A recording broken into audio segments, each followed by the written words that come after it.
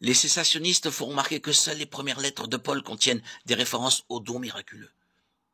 Les épîtres ultérieures, telles que les Éphésiens, n'en font pas mention.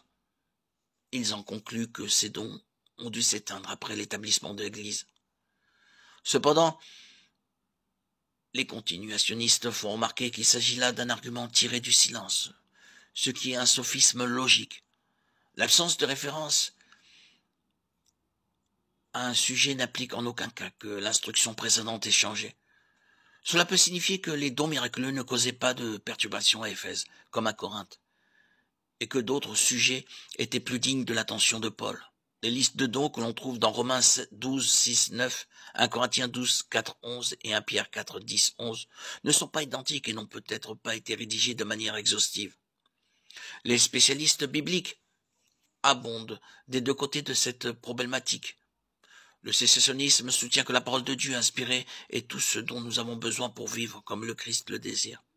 Les continuationnistes affirment que le Saint-Esprit qui a été déversé en acte 2 poursuit son œuvre avec tous les dons surnaturels mentionnés dans l'Écriture.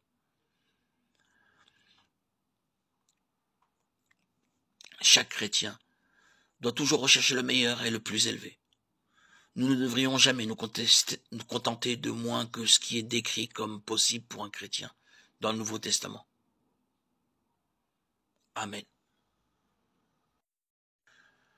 Le terme « don de signe » est souvent utilisé pour indiquer que Dieu a donné certaines capacités aux apôtres comme signes pour authentifier leur statut d'apôtre.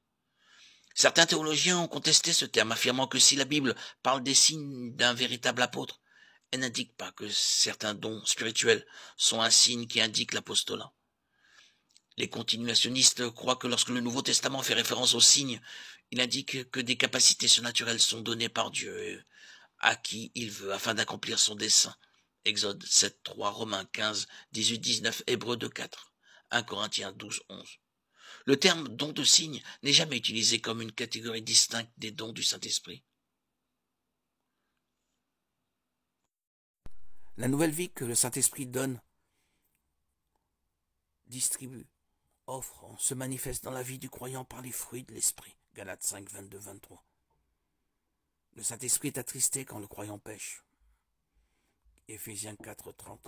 Il le convainc de pécher pour qu'il confesse son péché, que leur communion soit restaurée. 1 Jean 1, 9. Le Saint-Esprit scelle le croyant jusqu'au jour de la rédemption pour qu'il puisse être certain qu'à la fin de sa vie, il sera dans la présence de Dieu. Éphésiens 1, 13, 14.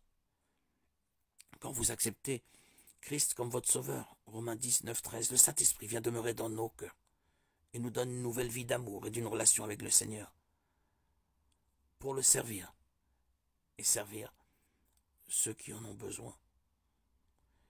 Il confirme notre appartenance au Seigneur et notre statut d'héritier de Dieu et de co-héritier de Christ. Romains 8, 15, 17. Il nous fait membres de l'Église universelle de Christ.